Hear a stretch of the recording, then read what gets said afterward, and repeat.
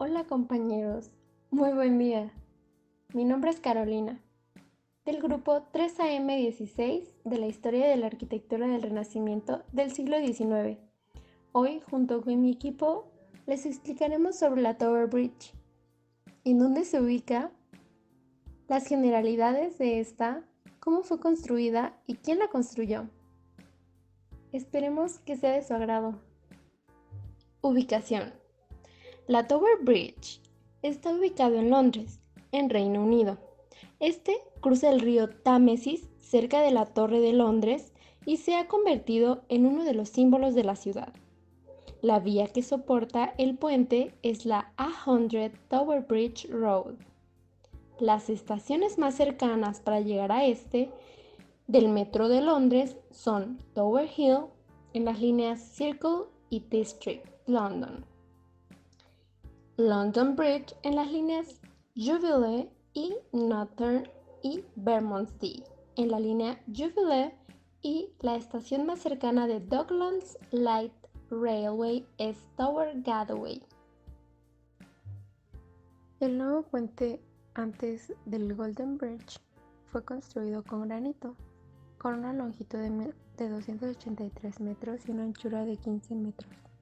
La inauguración oficial tuvo lugar el 1 de agosto de 1831 con el rey Guillermo IV y la reina Adelaida.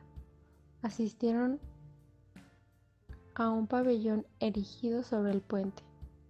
El recién construido HMS Vigo fue el primer barco en navegar bajo el puente. Este puente fue ensanchado en 1902 de 16 metros a 16 metros en un intento de combatir la congestión crónica de tráfico de Londres. Aunque esto resultó ser demasiado para los pilares del puente y se descubrió que se estaba hundiendo 1 centímetro cada 3 años. En 1924, la parte este del puente estaba entre 8 y 10 centímetros más hundida que la parte oeste. Pronto fue obvio que el puente debería ser reemplazado por uno más moderno. El 18 de abril de 1968, el puente de Rennie fue vendido por el empresario americano Robert Culloch y este fue reconstruido en Lake Havasu, Arizona. Todo este puente, o algunas partes de ello, fue transportado a América. El puente de Londres actual fue construido por John Mowlem de 1967 a 1972 y fue inaugurado por la reina Isabel II el 17 de marzo de 1973. Este puente tiene 283 metros de largo y el coste de este fue 4 millones de libras esterlinas y fue asumido en su totalidad por Bridge House Estate. El puente actual está construido sobre el mismo lugar que el puente de Rennie, el cual fue demolido cuidadosamente pieza por pieza mientras el nuevo puente era construido. De esta forma se mantuvo en uso durante este proceso. En 1984, la fragata de clase Leader HMS Júpiter colisionó en el puente de Londres, provocando un daño significativo tanto al barco como al puente. Buenas tardes, compañeros y profesora. Yo soy Oscar Giovanni Hernández Pérez y antes de iniciar con las especificaciones de la Tower Bridge, vamos a mencionar unas generalidades de este puente. Bueno, la persona que le dio el diseño fue por el arquitecto inglés Horace Jones, y el encargado del diseño estructural fue calculada por John Wolfe Berry. La configuración de este puente es de tipo basculante, que más adelante mis demás compañeros lo van a mencionar cómo son sus características. La longitud que libra son 244 metros, que viene siendo el ancho del río. La altura máxima se encuentra en lo que viene siendo las torres, las cuales miden 65 metros de altura. El uso de puente es mixto, ya que se puede circular por ellas lo que son los automóviles y bicicletas. Y en lo que viene siendo los extremos hay un paso para peatones y a un lado de la torre se logra ver un mirador para los turistas o los paseantes. El estilo que se logra observar es de tipo neogótico y la estimación final del proyecto fue de 1.184.000 libras esterlinas.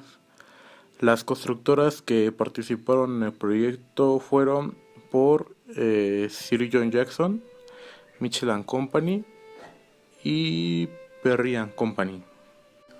Bueno, ahora vamos a hablar un poco sobre su historia. La construcción de la Tower Bridge fue construida con un propósito. Es por eso que regresaremos un poco al siglo XVIII.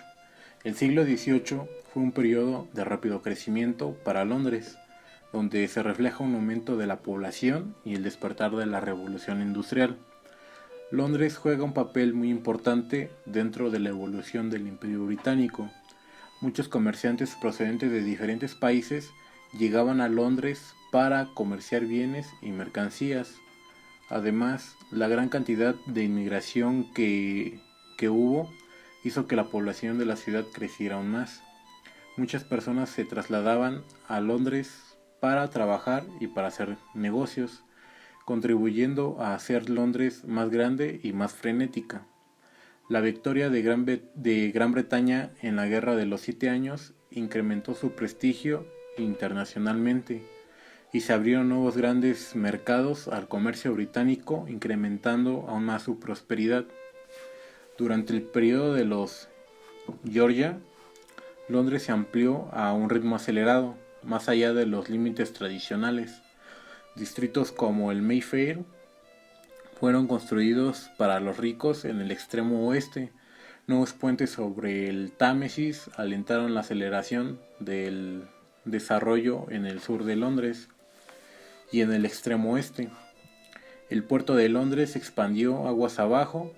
Durante este periodo también se produjo el levantamiento de las colonias americanas. Y bueno, retomando todos estos puntos y después de contemplar la necesidad de que Londres se fue expandiendo con el tiempo, pues se necesitaba la construcción de un nuevo puente que uniera las orillas opuestas del río Támesis.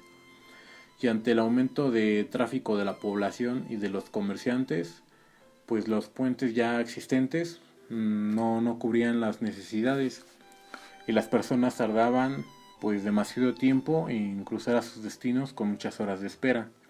Fue ahí cuando se nombra un comité para considerar el asunto e informar sobre los diferentes planes que se habían propuesto y de los cuales se lograron juntar alrededor de 50 propuestas de diseño, de los cuales estos incluían esquemas para puentes de bajo nivel con aberturas oscilantes de varios tipos y puentes de alto nivel con acercamientos inclinados o con elevaciones en cada extremo. También se propuso construir una línea ferroviaria en el fondo del río, pero ninguno de esos esquemas fue aprobado, debido a que había un impedimento, el cual era que no se podía construir un puente fijo, debido a que cortaría el acceso al puerto que en ese entonces se encontraba cerca de la torre, aunque pues hoy en la actualidad ya no existe. Entonces fue cuando el proyecto de Horace Jones fue aprobado en el concurso, ya que cumplía con las necesidades previstas, las cuales era la circulación de las personas a través del puente y que los barcos. En cuanto a la fecha de creación, la Tower Bridge o Puente de la Torre fue construido entre 1886 y 1894. La construcción tardó en completarse alrededor de 8 años, con la ayuda de 5 contratistas principales y la labor incansable de 432 trabajadores de la construcción cada día. El puente cruza el río Támesis, ubicado al sur de Inglaterra, y desemboca en el Mar Norte. Su longitud es de 346 kilómetros y es considerado el río más importante de Inglaterra.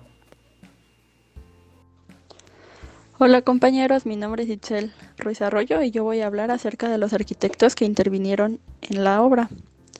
Vamos a comenzar por el arquitecto Horace Jones, que como menciona mi compañero Giovanni, fue el arquitecto principal del proyecto y este es un arquitecto inglés que es particularmente conocido por su trabajo como arquitecto y como topógrafo de la ciudad de Londres desde 1864 hasta su muerte.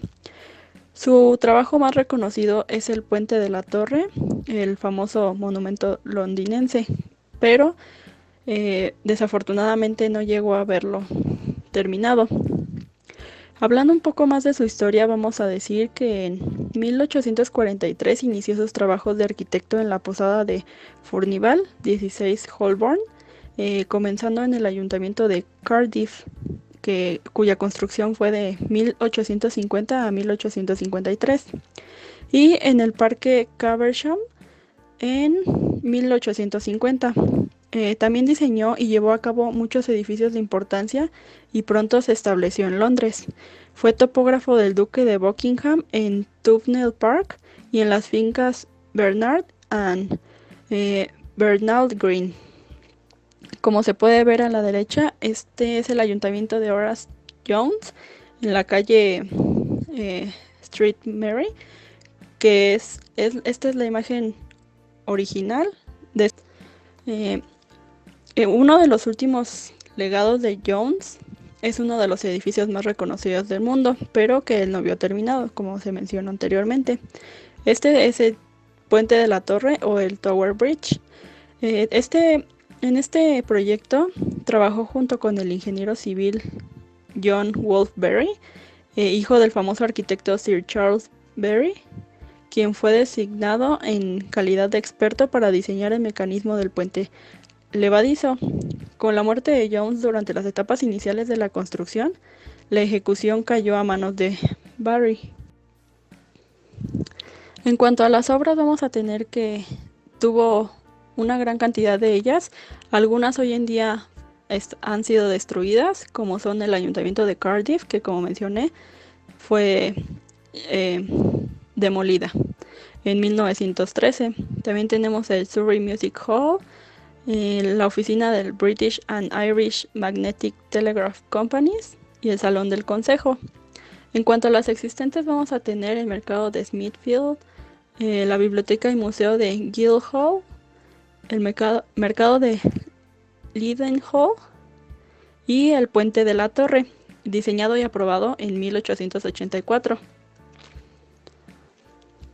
Pasando al Tower Bridge, en 1878, Horace Jones, el arquitecto de la ciudad, presentó una propuesta para un puente a bajo nivel sobre el principio basculante, es decir, un puente a nivel de las calles con dos hojas o brazos que podrían levantarse para dejar pasar a los barcos río abajo y ser dejado para permitir que los vehículos y las personas pasen de un lado a otro a través del canal. En 1885 se aprobó una ley del Parlamento que facultaba a la Corporación de la Ciudad de Londres para construir el puente. Horace Jones fue nombrado arquitecto y recibió el título de caballero, pero murió el mismo día, pasando la responsabilidad de su construcción al ingeniero John Wolfe-Berry. La obra del puente fue diseñado por Jones y fue llevado a cabo según las especificaciones técnicas indicadas. Jones murió en 1886 y George D. Stephenson se hizo cargo del proyecto. Stephenson sustituyó la fachada original de ladrillo de Jones con una más decorada de estilo neogótico victoriano, que hace que el puente sea un monumento emblemático y pretendía armonizar con la cercana Torre de Londres. Pasando a hablar del ingeniero estructural, Sir John Wolfe-Berry fue un ingeniero civil inglés de finales de los 19 del siglo XIX y de principios del siglo XX. Su proyecto más famoso es la Torre del Puente o Tower Bridge sobre el río Támesis en Londres, del que estamos hablando ahora. Después de recibir el título de caballero en 1897, agregó Wolfe a su nombre heredado en 1892 para convertirse en Sir John Wolfe Berry. En cuanto a su historia, Wolfe Berry fue educado en Glenmont y King College de Londres, donde fue alumno del ingeniero civil Sir John Hawkshaw, al igual que Henry McBrunel, hijo del gran Isambard Kingdom Brunel. En cuanto a algunos trabajos, Berry y Hawkshaw trabajaron en los cruces del puente ferroviario a través del Támesis, entre otros proyectos. Berry comenzó su propia práctica en 1867 y llevó a cabo más trabajo para los ferrocarriles. En cuanto a sus obras, vamos a tener como unas más importantes: Cannon Street Railway Bridge, conocido también como el Puente de Alexandra; el Puente de Blackfriars Ferrocarril, también conocido como el Puente de San Pablo. Y posteriormente, en 1891, se asoció con su sobrino teniente coronel Arthur John Berry, y los proyectos de la asociación incluyen el Berry Docks, como se puede observar en la parte de abajo, el Línea District del Metro de Londres, que hizo en colaboración con Sir John Hawkshaw; estaciones de bombeo en el canal de Regent y Londres Norte. Buenas tardes, compañeros. Soy Quiroz Neri Alexis y a mí me tocó hablar de los aspectos importantes del Bridge Tower. Como comentaron mis compañeros anteriormente, el proyecto de Horace Jones y John Wolfe Berry tenía una idea del cual era un puente colgante en sus lados y un basculante en el centro, el cual se mantenía con 2 pilares de hormigón que actuarían como elemento sustentante. Las 2 torres estilo neogótico cuentan con 2 pilares en el lecho del río, sujetadas por una construcción en el cual se utilizaron más de 100.000 toneladas, el cual también está construido un armazón en las torres y las pasarelas de un armazón recubierto elegante de granito Cornualles y piedra Portland. Un dato importante de esto es que durante el tiempo se construyeron las pasarelas para que la gente pudiera cruzar el río si es que en dado caso el puente se encontraba elevado, pero estas pasarelas se cerrarían al público ya que la gente prefería esperar a que el puente volviera a bajar a subir hasta la pasarela. Durante la creación del proyecto del Bridge Tower se tomó la decisión de construir un puente elevadizo para no obstruir el creciente tráfico fluvial, el cual se elevaba mediante una máquina de vapor. En 1894 fue donde se vio culminado finalmente el proyecto, y en 1892 las pasarelas fueron envueltas y a partir de ahí formaba parte de la exhibición que brindaba el interior del puente de Londres. En un poco más de datos técnicos del Bridge Tower, el famoso puente cuenta con una longitud total de 244 metros, el cual adopta la tipología de un puente combinado basculante colgante.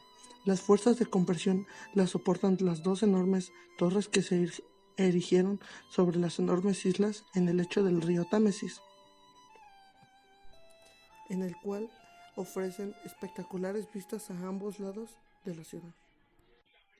En el tramo central basculante tiene una longitud de 60.96 metros, el cual contiene las 2 enormes básculas con un peso de 1.000 toneladas cada una, el cual tiene una inclinación máxima de 86 grados, en el cual se abre varias veces durante la semana para dejar el paso fluvial a los barcos de mediana y gran envergadura. Esa técnica se utilizaba anteriormente, en cambio hoy en día se mejoró mediante motores hidráulicos. Los 2 vanos colgantes que se sitúan en los extremos del puente cuentan con una longitud máxima de 82.3 metros, En este se apoyan de una a la otra torre, con una menor envergadura situados en los extremos, el cual están sujetados mediante tirantes que soportan el tablero. Como se comentó en la estructura del puente, las básculas pesan más de 1000 toneladas cada una, tienen contrapesos para minimizar las fuerzas necesarias y permitir que sean elevadas en tan solo 5 minutos. Los dos vanos laterales son puentes colgantes cada uno y uno de ellos de 82 metros de longitud, cuyos cables están anclados tanto a los pilares como a través de barras en las pasarelas superiores del puente. La cubierta principal del puente lleva 2 carriles de tráfico rodado entre 2 pasarelas peatonales que cruzan los 2 vanos colgantes y la sección basculante del puente. La calzada pasa por debajo de las 2 torres, mientras que las pasarelas peatonales pasan alrededor del exterior de las torres. El mecanismo de elevación original era alimentado por agua a presión almacenada en varios acumuladores hidráulicos. El agua sale a una presión de 5.2 MPa y era bombeada hacia los acumuladores por 2 motores de vapor estacionarios, los cuales estaban compuestos de un doble tándem de 360 caballos, el cual también se contaban equipados con válvulas deslizantes de expansión Meyer. Cada acumulador incorporaba una bomba de ariete de 51 centímetros, en la que se encontraba un peso para mantener la presión deseada. La iluminación era de gas inicialmente, por quemadores a llama abierta, dentro de las linternas, pero después se transformó en un sistema incandescente. En 1974, el mecanismo fue sustituido mediante un nuevo sistema electrohidráulico, el cual fue diseñado por Cromwell House. Los únicos componentes del sistema original todavía en uso son los piñones finales, que se enganchaban en los bastidores instalados en las básculas. Estos son impulsados por modernos motores hidráulicos de engranaje que usa aceite en lugar de agua como fluido hidráulico. Se ha conservado parte de la maquinaria hidráulica original, aunque ya realmente no se encuentra en uso. Hola, buenas tardes, profesora y compañeros. Me presento, mi nombre es José Antonio Ávila Aparicio. En esta presentación, yo les voy a hablar acerca del estilo arquitectónico con el cual se representa el Tower Bridge. El puente de la torre, o también conocido Tower Bridge, al inicio de su diseño tenía especificaciones muy claras con respecto a su desarrollo, siendo así que en el año de 1885 se confirmó una ley por parte del Parlamento, la cual autorizaba la construcción de este puente, y especificaba ciertos datos de importancia, tales como que el puente debería tener una sección de apertura libre mínima de 61 metros, y contando así con una altura libre de 41 metros, y estrictamente que debía ser de un estilo arquitectónico en específico, siendo así esta edificación de estilo gótico. Dando énfasis a este último punto, donde se especificaba que el estilo que debería manejar la construcción tiene que ser de estilo gótico, se llevó de esta manera, ya que cumplió con esta característica. Sin embargo, teniéndose que adaptar a una época donde todos estos movimientos arquitectónicos ya no se utilizaban con frecuencia, es así como se dio paso a un renacimiento de este movimiento tan importante, que surgió en la Baja Edad Media y alcanzó su máximo auge desde finales del siglo XII hasta el siglo XV, pero ahora dando paso a una nueva época, donde sería conocido como el neogótico. ¿Qué es el neogótico? El estilo neogótico fue un movimiento que comenzó en Inglaterra para revivir las formas góticas durante la segunda mitad del siglo XVIII y duró hasta el siglo XIX. Los ejemplos del neogótico fueron la arquitectura doméstica altamente decorativa que se ve en Strawberry Hill, que puso este estilo de moda. En el siglo XIX se reconoció como al alcalde de arquitectura neogótica a Augustus Welby Norman Pugin. Un ejemplo claro del estilo neogótico es el famoso Parlamento de Londres. A continuación, les presento algunas de las obras más representativas del estilo neogótico. Por ejemplo, el Parlamento de Budapest en Hungría, el nuevo Ayuntamiento de Múnich en Alemania, el Ayuntamiento de Viena en Austria, la Catedral de Barcelona en España, la Catedral de San Patricio en los Estados Unidos, la Catedral de San José en Hanoi, China.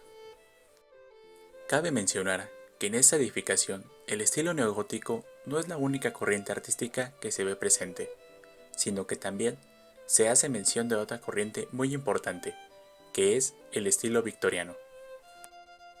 ¿Qué es el estilo victoriano?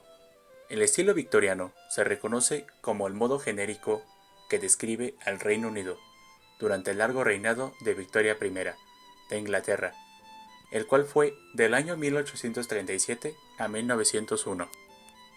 La característica principal de este estilo es una mezcla de otros diferentes estilos, acompañada de la búsqueda de continuas novedades, que en general no tuvo demasiado éxito, al resultar en una producción poco afortunada estéticamente. Sin embargo, era reconocible la calidad de los materiales empleados, en especial para los muebles de trabajo, siendo la caoba el más importante de este. Este era un estilo que generalizaba muchas cosas en común, desde la importancia por la moda hasta la arquitectura, pero haciendo hincapié en este último, que es el que nos interesa, se enfocó principalmente a la arquitectura de interiores, es decir, que fue una época en la cual el interiorismo tuvo mucha más importancia dentro de la arquitectura.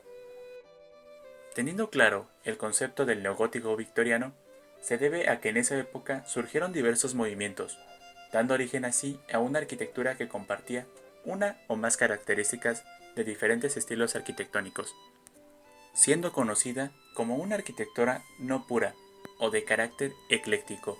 Tal es el ejemplo del puente Tower Bridge.